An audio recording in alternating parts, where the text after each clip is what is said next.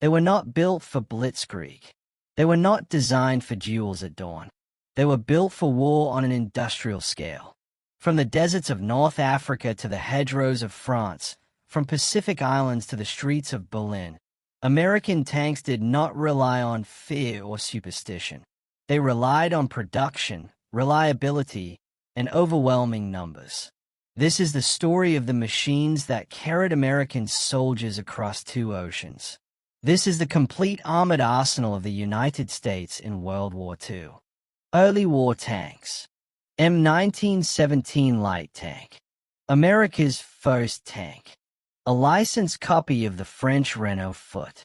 Slow, cramped, lightly armed.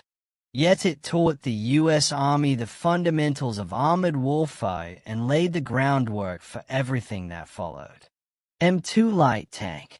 The bridge between experiments and war. Fast, mechanically reliable, and used extensively for training.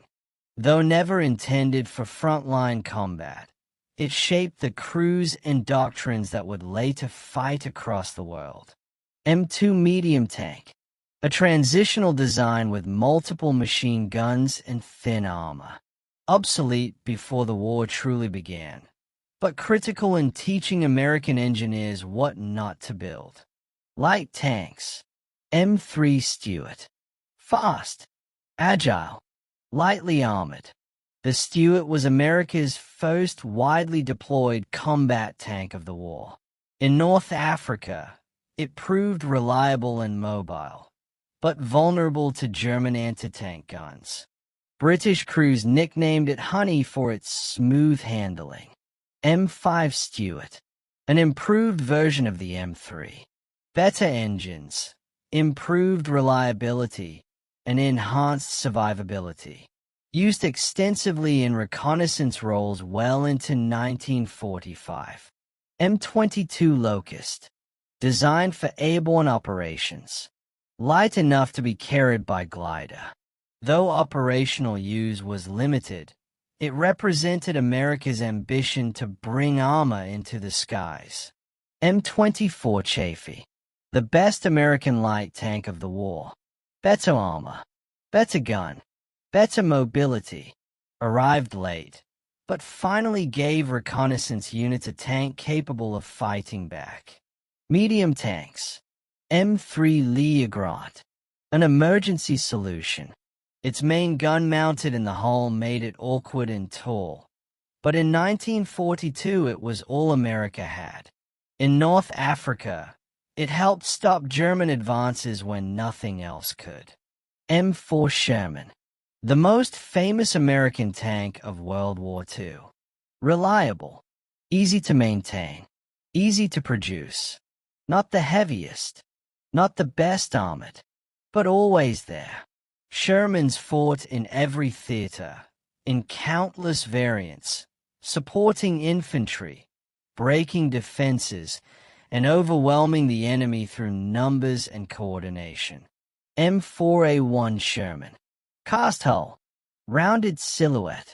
Widely used early in the war and exported through Lend-Lease to Allied nations across the globe. M4A2 Sherman. Diesel-powered.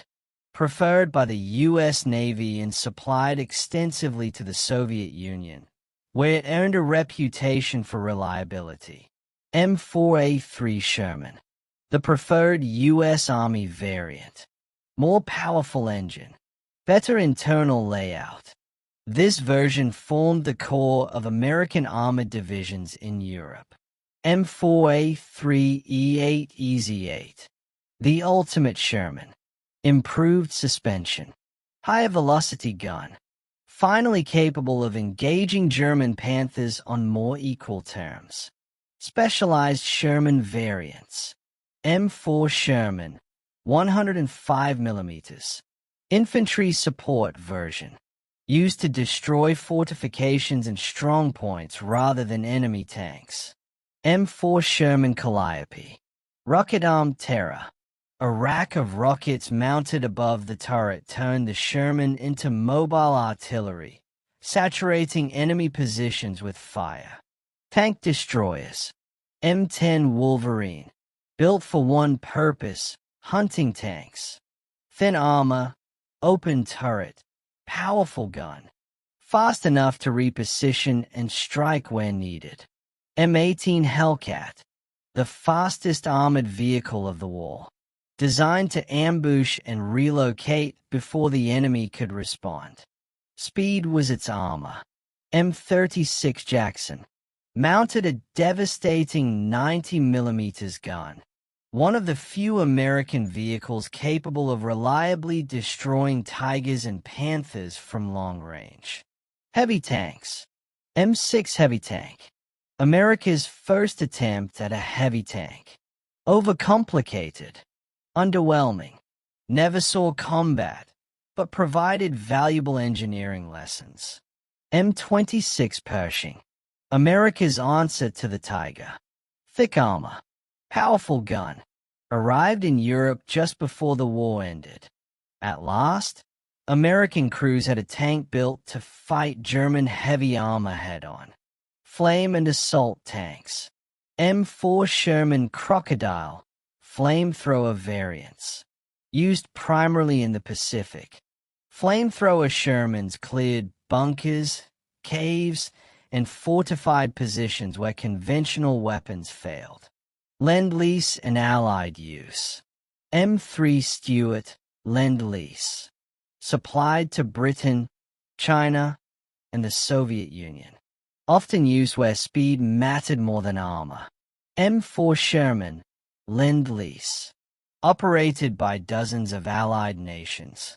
From Polish forces to Free French units, the Sherman became a symbol of Allied cooperation. Why American tanks won? American tanks did not win by intimidation.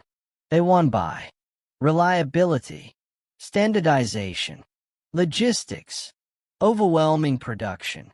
A broken tank was replaced. A lost unit was reinforced. A stalled offensive was restarted with fresh machines. While German tanks grew heavier and fewer, American tanks multiplied, rolling forward day after day. From the early experiments of the M1917 to the late war power of the Pershing, American tanks carried soldiers across continents, supported infantry under fire, and crushed resistance through endurance rather than fear. They were not perfect. They were available. And in modern war, availability wins. Question of the day. Which American tank do you think had the biggest impact on World War II? The Sherman, the Hellcat, or the Pershing? Let me know in the comments.